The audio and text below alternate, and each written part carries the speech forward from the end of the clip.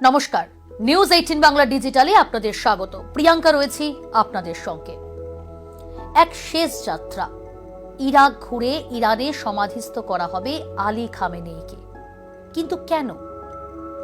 ইরানের রাজনীতিতে একটি যুগের অবসান, কিন্তু মৃত্যুর পরেও যেন ইতিহাসের পাতায় নিজের ছাপ রেখে যেতে চলেছেন ইরানের প্রয়াত সর্বোচ্চ নেতা আলী খামেনেই।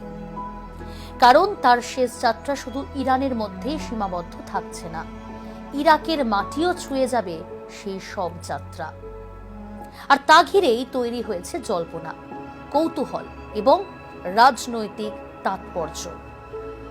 প্রায় 3.5 মাস আগে মার্কিন ইসরায়েলি হামলায় নিহত হন খামেনেই।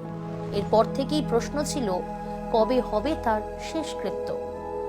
অবশেষে ইরান সরকার জানিয়েছে 4 জুলাই থেকে শুরু হবে রাষ্ট্রীয় শোক ও শেষকৃত্যের অনুষ্ঠান। 9 জুলাই তার জন্মভূমি মাশহাদে সমাধিস্থ করা হবে তাকে। তবে শেষ যাত্রার সবচেয়ে তাৎপর্যপূর্ণ অংশ 8 জুলাই। সেদিন খামেনেই শবযাত্রা ইরাকের মাটি অতিক্রম করবে বলেই জানিয়েছেন তেহরানের মেয়র আলী রেজা জাকানি। যদিও ইরাকের ঠিক কোন কোন শহরে নিয়ে যাওয়া হবে তা এখনো পর্যন্ত স্পষ্ট নয়। এখানেই প্রশ্ন, কেন ইরাক? এর উত্তর খুঁজতে গেলে বুঝতে হবে শিয়া ইসলামের ইতিহাস ও ভূ রাজনীতি।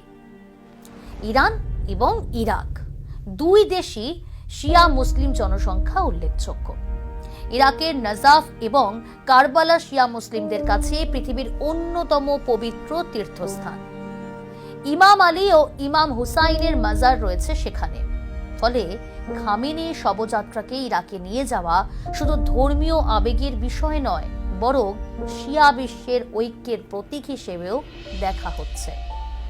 আরও একটি বিষয় অত্যন্ত গুরুত্বপূর্ণ। কি সেটা?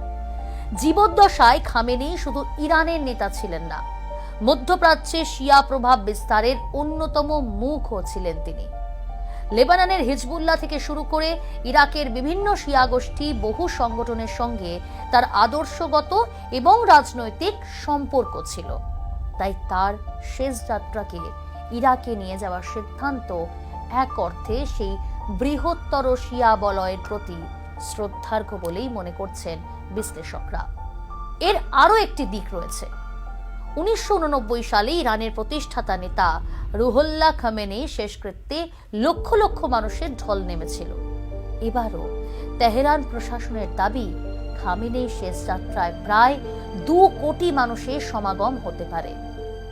সাধারণত ইসলামী রীতি অনুযায়ী মৃত্যুর 24 ঘন্টার মধ্যে দাফন সম্পন্ন করা হয়, কিন্তু খামেনেইর ক্ষেত্রে ব্যতিক্রম ঘটেছে। যুদ্ধ পরিস্থিতি, নিরাপত্তা, উদ্বেগ এবং রাজনৈতিক রূপান্তরের কারণে তার শেষকৃত্য দীর্ঘদিন পিছিয়ে গিয়েছে।